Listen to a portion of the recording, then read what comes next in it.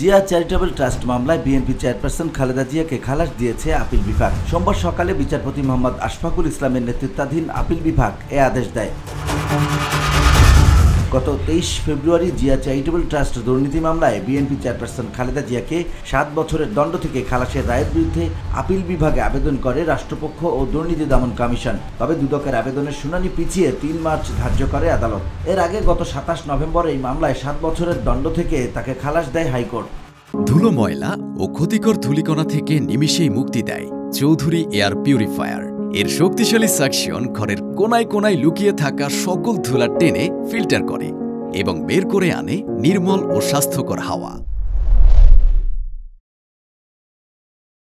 প্রসঙ্গত 2018 সালের অক্টোবরে জিয়া চ্যারিটেবল ট্রাস্ট দুর্নীতি মামলায় খালেদা জিয়াকে 7 বছরের সশ্রম কারাদণ্ড দেয় আদালত। পাশাপাশি অপর 3 আসামিকেও একই মেয়াদে কারাদণ্ড প্রদান করে আদালত। এছাড়া প্রত্যেককে 10 লাখ টাকা করে জরিমানা ও ট্রাস্টের নামে কেনা কাকরাইলে 42 কাঠা জমি বাজেয়াপ্ত করে রাষ্ট্রের অনুকূলে নেয়ারও আদেশ দেওয়া হয়।